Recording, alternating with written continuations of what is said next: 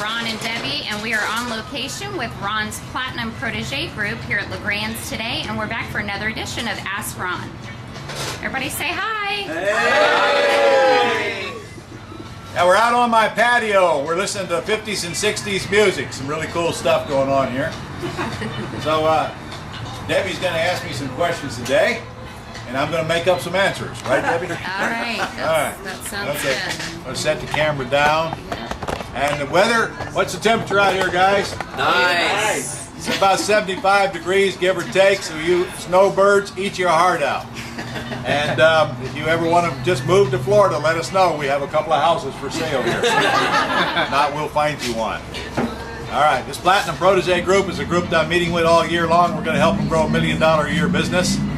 So we're full for this year, maybe next year for you. All right, Ron, you ready for the first one? Yep. Okay, first is from Everett Mackey from Fort Myers, Florida. Hey, Everett. Is it a federal law we have to use a loan originator in all states now? That's an incomplete question.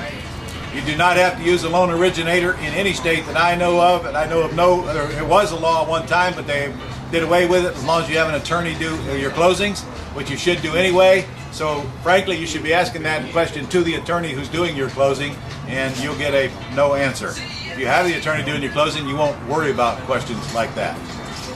All right, next question is from Jason Sellers from Novi, Michigan. Ron. Hi, Jason. Ron, when collecting payments doing the AXE program or subject to deal, yes, is there a company out there that will handle this part of the deal and also keep track record as well? The answer is yes, Jason. Go on Google and look for escrow companies. You'll find a whole list of them. Pick one you like. They'll collect payment, make the payment, send both parties a 1099 at the end of the year. Okay, next up we have Matthew Hell back. Matthew Hell. How could we do a week without Matthew? Matthew from Wisconsin. All right. He said, I just heard you had trained more than 80 of the USA real estate mentors. Is that true? I have trained more than 80 USA real estate mentors. The answer is no.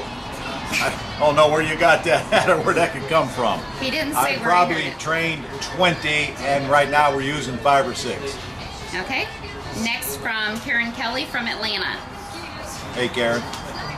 Hi, Mr. LeGrand. I hope all is well with you and the family, and 2013 is treating you well. Of all the wisdom that you have and experience, what is the best way you have found to make lots of money? This is notwithstanding the education needed, money required, and interest level. Well, actually, that's what we're here working on for the last couple of days with this Platinum Protege Group. We're building $1 million plan, and that incorporates several ways to do deals.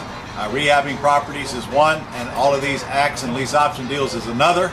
And then there's a few other things we're throwing in there that are applicable to each individual person, some commercial deals here and there.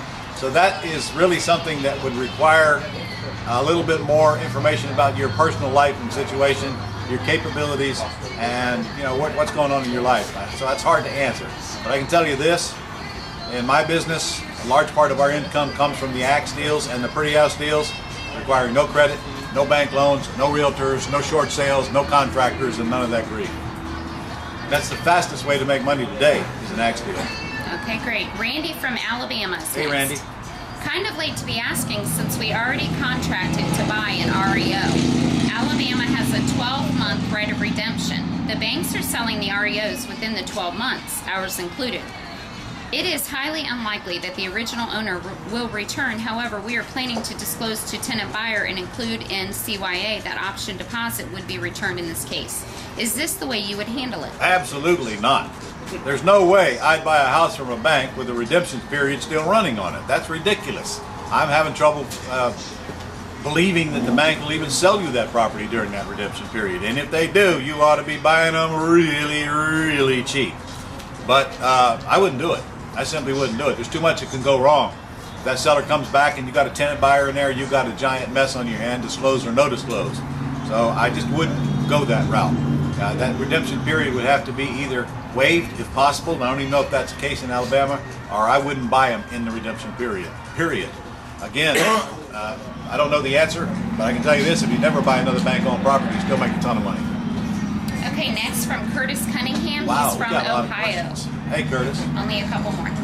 This is regarding a wholesale deal. Hi, Ron. I have a potential deal. The owner asks for $25,000. The ARV is $54,000. It will take $10,000 to $12,000 in repairs. I want to know what would be your offer. My offer would be nothing. There's no way I'd pay $24,000 and spend $10,000 on a house that's only worth $54,000. In fact, I wouldn't spend more than $15,000 on a house like that, and that's if I felt like I could sell it, if that was my exit strategy. A, you ought to be working on higher priced houses, and I don't care where you live, because it's very difficult to make decent money on $54,000 houses.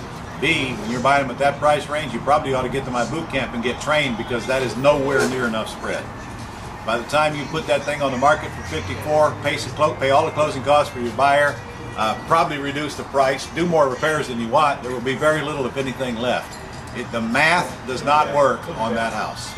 And $24,000 is way too much money to pay. For your information, we're buying houses here in Jacksonville now that are worth $80,000 for $24,000. So put those numbers down and don't forget them. Math is math. It'll never fail you.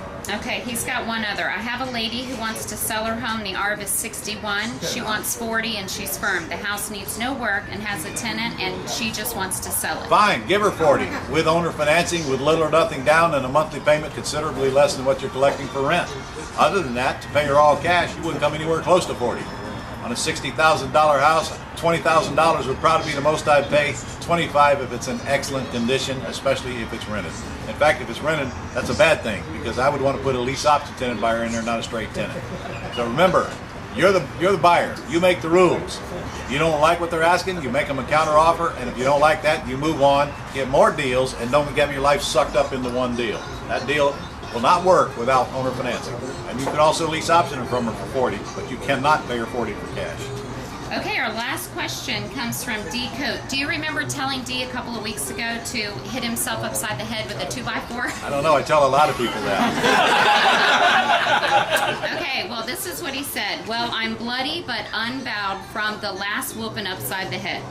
In keeping with the low-hanging fruit method, I have been going strictly after the axe deals. My problem is I seem to get real close to getting the deal only to lose them at the end. I can't tell you how many times I end up going to a realtor. It's driving me crazy.